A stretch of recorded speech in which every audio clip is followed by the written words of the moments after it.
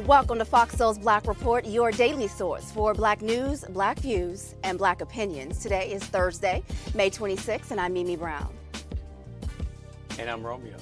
I'm Demi Lobo, and on today's report, we're learning new details about the Texas gunman and just how long it took for authorities to enter the school, why some parents feel more lives could have been saved. Meanwhile, another victim in the Buffalo grocery store mass shooting was laid to rest today, a man who is being hailed a hero by residents in the city. We have that story. Then, Brittney Griner's wife calls on President Biden to help bring back the basketball star to her home, as negotiations for her release are currently in the early stages. Plus, BET Plus is bringing back Martin, and we will let you know for how long. And Rick Ross, the biggest boss, is revealing some shocking news to fans, and we'll tell you what it is and why many are finding it hard to believe.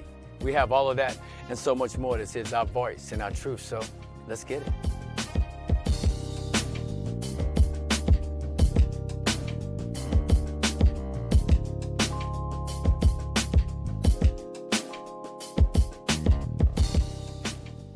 We're learning more today about that horrific mass shooting in at a Texas elementary school.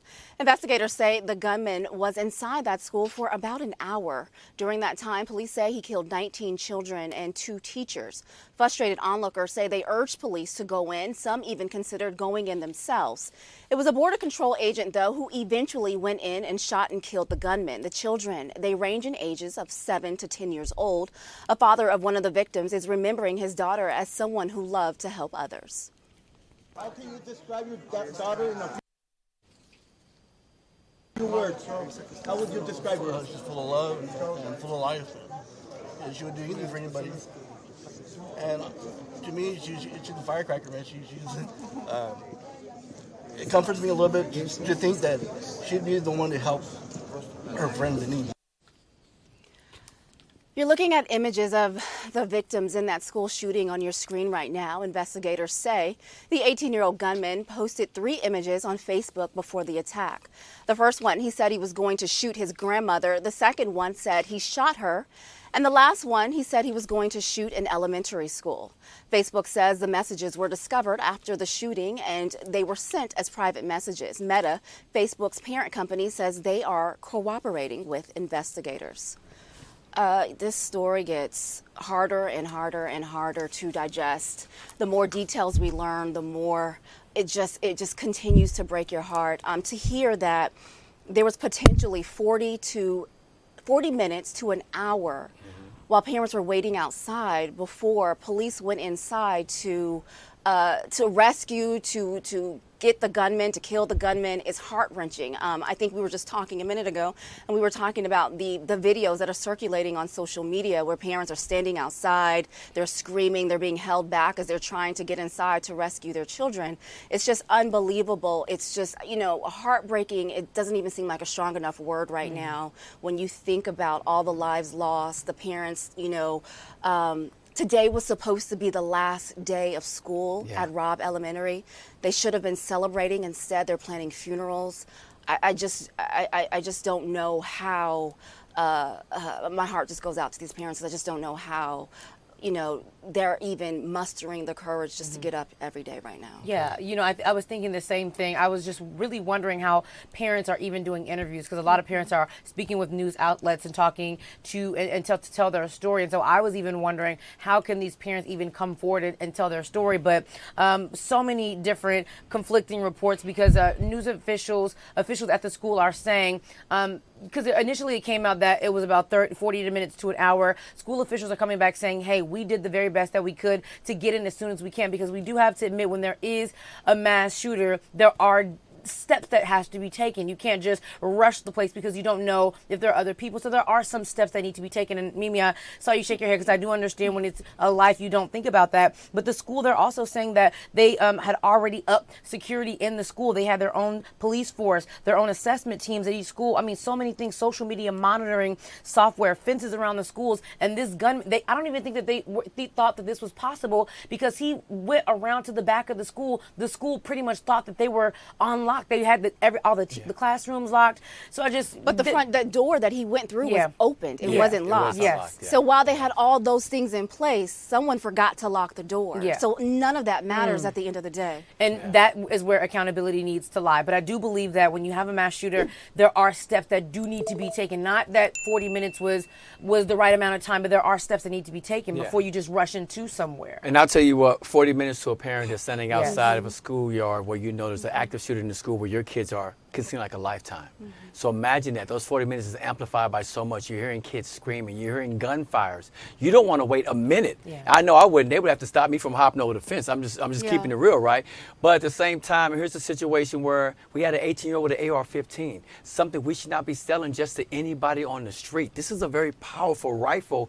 And when you think about that and the fact that he was in all metal gear, he was protecting himself, he came with a mission which is so unfortunate. And as a result, so many lives were lost. There was a press conference a couple hours ago I had a chance to listen to, and they're claiming that during that time, that 40 to 60 minutes, this is what they're saying, that while they hadn't gotten to the active shooter as of yet, they were getting other students out of the building during that time. So I only can hope that that's true. Yeah, Go ahead. No, there were.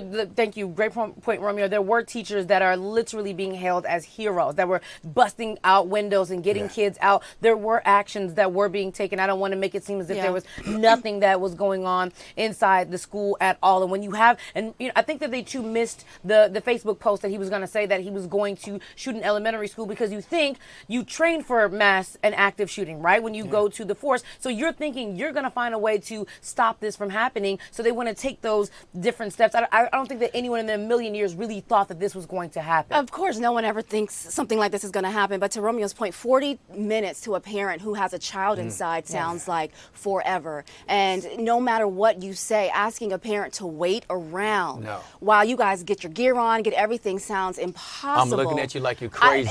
There's just no way in the world. I mean, I would risk my life for my child. Absolutely. So if that means going in, I can understand why these parents, were trying. They were literally physically being held back, and I can understand that. And I just wanted to bring up too, really quick, that Joe Garcia, his wife was Irma Garcia. She died she was one of the teachers who died. He died today of a broken heart. There they are, right there. He died today of a heart attack, but they're saying most likely it's of a broken heart. They had 4 kids, and this is just it's just continues to be heartbreaking to hear all the news that's coming out. They were married for 24 years. They have 4 kids, and now all of those kids no longer have a parent. Yeah, and I'm gonna say this to sum this up. Look, this is so unfortunate. Lives have lost, and you see how that domino effect, right? The shooting at the school, the teacher passed away, the husband dies as a broken heart. Now they leave behind all the kids that have no parent at all, but it goes back to gun laws. We have to do something different, because those flowers, those little stuffed owls, they're going to be taken away from that school at some point. But what's going to be different in our country is going to make us feel just a little bit safer. Yeah. And I'm just going to pray that the school did all they felt like they did all that they could. I'm going to hope that they did all that. There's never going to be a right answer to how to do this, right? Because you can never train. You can train all you want to, but you'll never get this down to a science. Yeah. Because we think about the department store shooting, Romeo. I don't know if we were talking about it last year, the department store shooting where the police officer killed innocent people because they didn't rush and they didn't do the necessary steps. So, I think that everything can be, correct at the same time. Governor Greg Abbott's November opponent, Beto O'Rourke, he's disturbing a news conference, accusing Governor Greg Abbott of doing absolutely nothing about gun safety. Don't play this. Next shooting is right now, and you are doing nothing. No, he needs to get his ass out of here. This isn't the place to talk this over. This is totally predictable. When you, sir, you're out of line. Sir, you're out of line. Sir. He called the shooting predictable and said it will continue to happen until Abbott does something different. He also publicly pledged to take away AR-style rifles like the one that was used in the Uvalde shooting in Texas. He also shouted down and was escorted out, then talked with reporters in the parking lot. In Buffalo, a retired police officer is laid to rest today. Aaron Salter Jr. was laid to rest yesterday. He was working as a security guard at the Tops grocery store when a gunman came in, killing Salter and 9 other African Americans last weekend. Police say Slater fired at the gunman several times, but the killer was wearing a tactical helmet and a bulletproof vest. Salter, who was born in Buffalo, served as a police officer for 32 years. Residents of the city are calling Salter a hero for his efforts to stop the gunman. 2 more funerals for victims in the shootings are scheduled for tomorrow and Saturday. The Reverend Al Sharpton is scheduled to deliver those eulogies. And New York's Attorney General is investigating social media sites used by the alleged Buffalo grocery store shooter. Twitch, Discord, 4chan, and 8chan are some of the platforms her office will probe. During the attack, the gunman initially live-streamed the shooting on Twitch, which is owned by Amazon. Investigators say just prior to the massacre, the gunman discussed his plans for the attack at the grocery store. James says we've seen in the past how lone wolf shooters use these sites to promote their hate and violence. She says no one at these social media sites have been punished for allowing it. As Congress debates possible gun control legislation, the U.S. Supreme Court could make a ruling that could expand the reach of the Second Amendment. The court is hearing arguments in a case that would make gun safety laws even weaker. Now, it involves a New York state law that requires people to get a permit if they want to carry a gun in public. In order to get that permit, a person would only need to present a good self-defense argument. Now, in recent years, some New Yorkers challenged the need for permits, saying it violates the Second Amendment's guarantee of a right to keep and to bear arms. WNBA star Brittney Griner's wife says President Biden can bring her home. Herschel Griner says she has not spoken with Brittney since the first day she was detained. She told ABC's Robin Roberts she wants President Biden to do whatever it is necessary to get Brittney home from Russia. Take a look. I know that you want to speak with President Biden. Absolutely. I just keep hearing that he has the power. She's a political pawn. So if they're holding her because they want you to do something, then I want you to do it. Lets her know she's not forgotten. And like, obviously, you know, when you're sitting over there in your country, they haven't come to your rescue yet.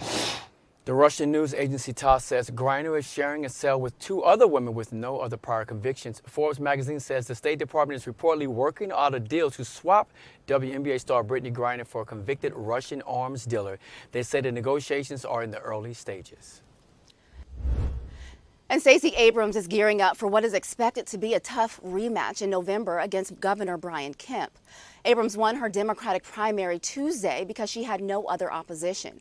Like other Democratic candidates around the nation, Abrams faces an electorate that is blaming President Biden and Democrats for high gas prices, inflation, and a baby formula shortage. But Abrams' organizing machine is expected to make the race close again. Abrams' political organization made it possible for Democrats to win Georgia in 2020. They also helped Raphael Warnock and John Ossoff into the Senate. Her group also boosted Biden's campaign to win the state. Meanwhile, GOP Senate candidate Herschel Walker danced around the question about the Texas school mass shooting after his primary election win. CNN's chief congressional correspondent was at Walker's victory party on Tuesday night. Listen to what Herschel Walker had to say. Hey, Warner Roger, with CNN. I know how you doing. Can I ask you, do you support any new gun laws in the wake of this Texas shooting? Do what now? Do you support new gun laws in the wake of this Texas shooting? What I like to do is see it and everything and stuff. I like to see it, you know. During his victory speech, Walker asked people in the crowd to pray for the victims of the shooting. Walker will now face incumbent U.S. Senator Raphael Warnock in November. A recount is underway in Pennsylvania, and I'm going to tell you, top election officials in Pennsylvania certified that the margin between Dr. Oz and David McCormick's race was tight enough to trigger an automatic recount. Under PA law, if the separation between candidates is within 0.5%, a recount is required. That means the race may not officially be called until June 8th. And a majority of Americans disapprove of how the Supreme Court is doing its job. A recent poll says 55% of Americans think the court is doing a poor job. The court's disapproval numbers have dropped 10 points since March. The latest poll comes after the leak of the draft opinion on Roe v. Wade. The poll also shows 69% of those polled are against the court striking down Roe v. Wade. The official opinion on the abortion rights is expected to be released sometime in the coming month.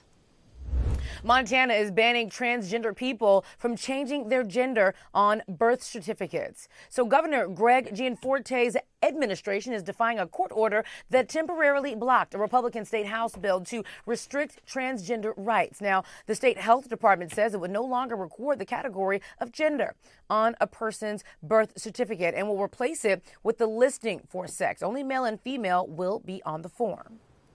The Florida Department of Education is working hard to make sure critical race theory doesn't find its way into social studies books. The agency is making sure CRT and social justice are kept out of school social study textbooks, and the state has already been criticized for rejecting math books they deemed inappropriate for students. Said officials say instructional materials should not attempt to indoctrinate or persuade viewpoints. And a Boston mother wants nurses at her son's high school either suspended or retrained after they refused to listen to her when she told them her son was having a stroke in class. Alicia Hicks, who says she's had strokes in the past, says her family has a history of the illness. So when nurses called her about her son, she told them he needed immediate medical attention and to take him to the hospital. But Hicks says the nurses ignored her and told her to come pick him up. She says she told the school she was unable to do so because she uses a wheelchair after experiencing 3 strokes in the past. Nurses then called Child Protective Services. Her son was eventually transported to a hospital and cared for by doctors. School officials are refusing to comment on the story. A federal judge is sentencing a man in New York to 8 years in prison for threatening to shoot black people. Yes, you heard that correctly. Now, authorities say guns were found after they picked up Stephen Pattison for a parole violation. Police say Pattison has a history of committing racially motivated crimes. In 2009, he was convicted of a crime after he broke a victim's patio furniture and then called him the N-word. And in 2018, he was asked to leave a bar after yelling racial slurs. When police arrested him last November, they found 2 guns with 25 rounds of ammunition, a tactical vest, a knife, along with white supremacist and Nazi paraphernalia. At the time, he was threatening to kill Black Lives Matter protesters, and he said he was ready for, quote, a racially holy war. Pattinson's sentencing comes 9 days after a white supremacist killed 10 black people about an hour and a half away just from where he lived. This is what we need to see. You have a racist agenda. You have a history. I'm upset that it took so long, but we can rejoice in the fact that he's going to jail for 8 years. He had a racist agenda. He was abusive to his wife. He said on record many times he did not like black people. He was physical and called people the N-word. Lock him up, throw away the key. Yeah, no, this is, if there's any good news out of something like this, is the fact that they are arresting him before he was able to use those rounds of ammunition and the guns that they found. So if we can get more of this, maybe perhaps we can prevent more of what we're seeing in Buffalo and what we're seeing in Texas. So. Yeah, I mean, like you said, 2 major points. The fact that it is going to do that amount of time. And maybe it sends a message to those out there that's feeling this way or thinking like this, knowing there's a price to pay. But it's important that we stay on top of situations so we don't have this continue to happen, for sure. All right, the city of St. Louis is paying a white assistant police chief $162,000 to settle a racial discrimination lawsuit. Lieutenant Colonel Lawrence O'Toole is retiring as part of the settlement. He sued the department in 2020, claiming he was passed over for the police chief position because he was white. A black man, John Hayden, was chosen as chief in 2018. That was months after a St. Louis officer gunned down a black man. His death led to the protests around the city. O'Toole says if that man had not been killed, Hayden would have not been the chief.